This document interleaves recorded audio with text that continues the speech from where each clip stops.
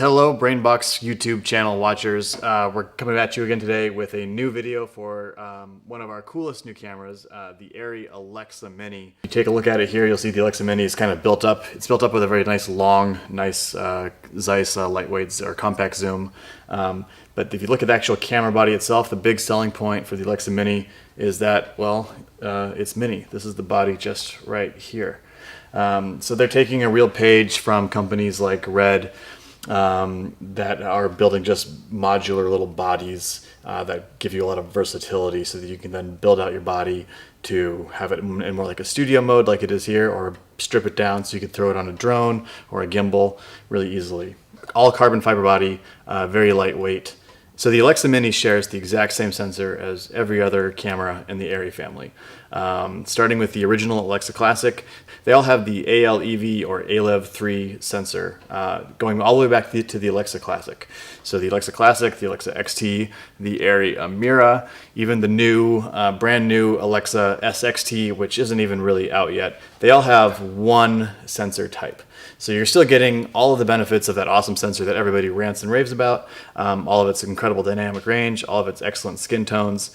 You get all of that, all just in a much smaller package. So here at Brainbox right now, we have a couple different ways we build up our Alexa Minis. This Mini is built kind of with Arri accessories. We have a battery plate on the side, giving you free access to the compact flash slot on the back. Keeping the battery plate on the side lets you to mount slimline batteries. If you're trying to put this camera on a Movi or a Ronin or something like that, you can get it on there without having to do too much weight rebalancing. We typically, however, will build this camera out with non-Arri accessories. We have, I believe, Tilta makes a really nice camera cage that typically we would hang the battery off the back of the camera and you can slide it back and forth to access the compact flash slot. Lots of other companies make accessories for this as well. There's Wooden Camera, there's Tilta, and I'm sure numerous others. It's kind of just a matter of figuring out which ones suit your shooting style. The Tilta cages are really nice and a slightly more affordable option. Arri, of course, makes a great product as well, but it's definitely a higher budgeted option. The Alexa Mini camera, though, is not a cheap camera. I should make mention of that. It's definitely one of the highest end cinema cameras you can get. It's not a mid-level camera like a C300. So if you're looking to price one out, be prepared for a little bit of sticker shock. So another cool thing about the Alexa Mini is that unlike Alexa XTs that are using either like S-by-S cards or codecs recorders, things like that, the Alexa Mini is taking a page from the Arri Amira camera and uses the new CFast 2.0 cards, giving it a write speed of up to around 500 megabytes a second.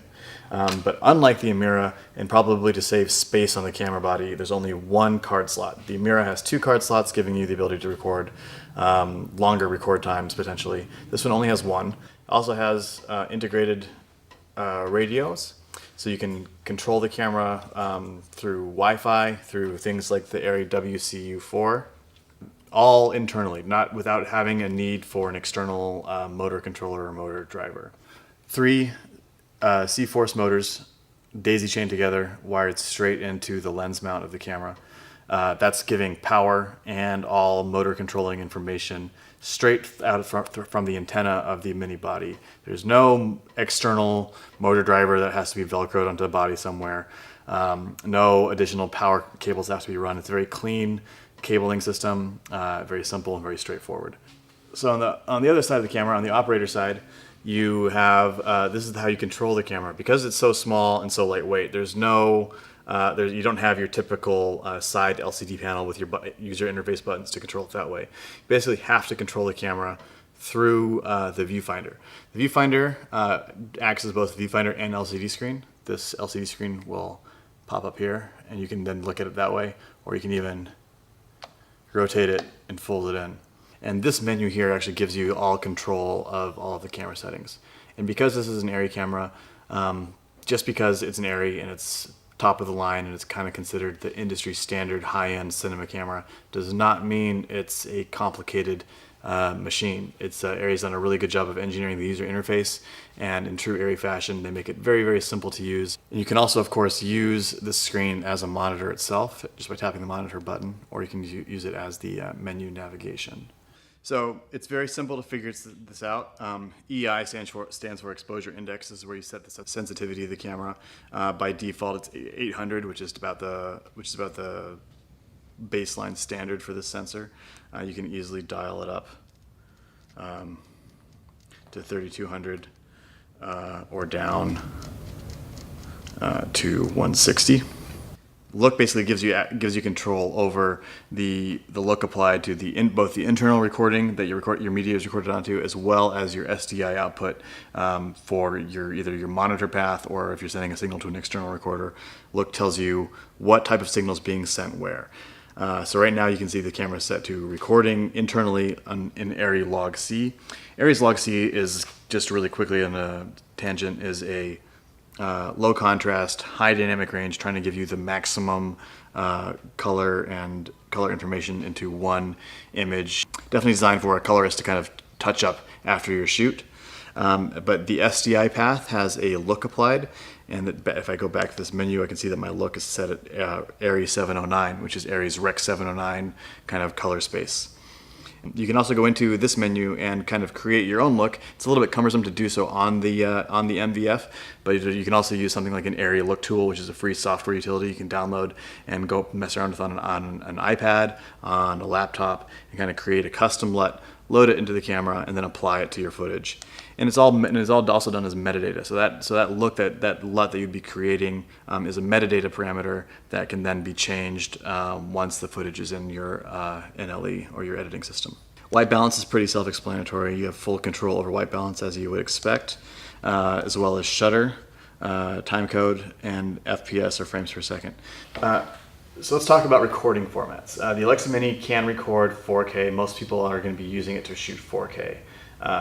But it's not a true 4K. It's the native resolution of the sensor is 3.2K. So there's a lot of internal upresing that's done by some very sophisticated algorithms and some dedicated hardware inside the camera to upres that image in a very nice and pleasing way from 3.2K to 3.8K. 3.8K is also known as Ultra HD or UHD, which is the broadcast television standard for 4K content. Now, at least not yet, the Alexa Mini is not doing the digital cinema intermediates, or the DCI 4K, which is 4096 by 26 something pixel resolution. So it's actually a little bit more resolution. Upcoming cameras like the new Arri Alexa SXT, which is a much larger, more expensive studio style camera, will do a 4K DCI. That's an important distinction to make, but something to keep in mind is that since they're both doing it from the same 3.2K sensor, and it's essentially all fancy upresing, there probably won't be a lot of noticeable difference in actual resolved detail between an Alexa Mini and an Alexa SXT. Arri is claiming that there's some new fancy electronics inside the SXT that are giving it a better signal path that no other Alexa camera has currently, but until those cameras are more readily available on the market, that kind of remains to be seen. With that said, Arri Log C ProRes 3.8K on this camera looks phenomenal. It gives you great color detail, gives you great clarity and sharpness, despite being an upresed image. So aside from resolution, this camera will record into the ProRes format. Everybody loves ProRes. ProRes is a great recording format. And currently the highest resolution you can do is ProRes 4444. That's 4 4s. And you can even record the new 4444 XQ format. XQ is the new ProRes Rec 2020 color space capable, 500 megabits per second theoretical bit rate. You can do it on the Alexa Mini. It will burn up your CFast cards really, really quickly, just like a couple of minutes per card, if that. So unless you really have a need for that, just the straight ProRes 444 or quadruple 4 actually is more than enough for most purposes. Another really cool thing about the Mini is its ability to shoot 4:3 modes. So people that like anamorphic lenses can throw in your favorite anamorphic glass on this camera and shoot 4:3 internally to the camera. And Arri has only recently, in software update package 4.0, enabled open gate recording in the 4:3 mode, giving you more resolution, allowing you to record every single pixel in the sensor. Pixels that are normally reserved for just for the look around area of the operator, you can now record open gate and grab every last pixel detail, especially when shooting 4:3, which is important on anamorphic, giving you more potential resolution. Or if you're shooting non-anamorphic and you still want to shoot open gate, it gives you the ability to sort of reposition your frame subtly in a post-production world. Back on the operator side of the camera, the Alexa Mini, just like its Amira, has built-in internal ND filters, meaning you can sometimes save yourself the hassle of hanging a matte box off the front of your lens or dealing with filters. Go in and dial in ND all the way up to ND 2.1. You can hear the motors there whirring as it slides in the 2.1 ND filter.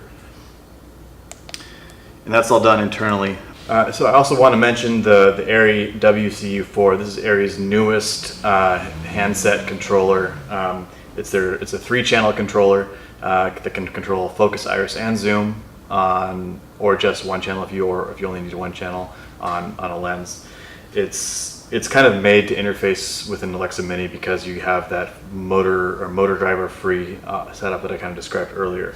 You also get a lot of really cool features like the WC4 with the Alexa remote license key can actually control every setting in the camera, from changing ISO, controlling run, start and stop, to putting in ND filters, changing your recording format. All can be done, your shutter angle can be done from the menu here on the WCU4.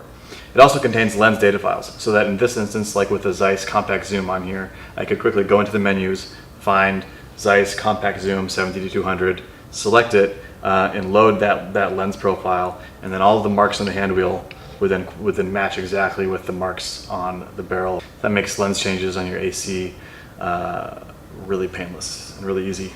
So when Arri first came out with this camera, they were really advertising that this is the first Arri Alexa that you can easily put on like a Movi or a Ronin or other types of gimbals, because it was so small. But because it's such a powerful camera, it can do so much of what a full-size Alexa can do. People are using it for a lot more than just Steadicam or gimbal operations. You can build it out into a full studio mode, kind of like we have it here, and use it as a studio camera. And then without too much retooling, configure it into more of a gimbal mode or even a drone mode. So most people with the Alexa Mini are going to be shooting Apple ProRes, which is a great way to go, but there's also the ability with a new software update package to shoot in Arri's RAW format, because it's called Arri RAW.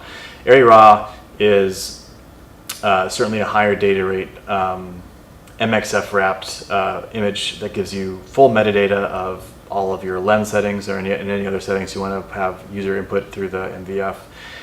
And there's just certainly some debate in the world about the extra dynamic range or clarity that you can get from an Arri RAW image compared to an Apple ProRes 4444.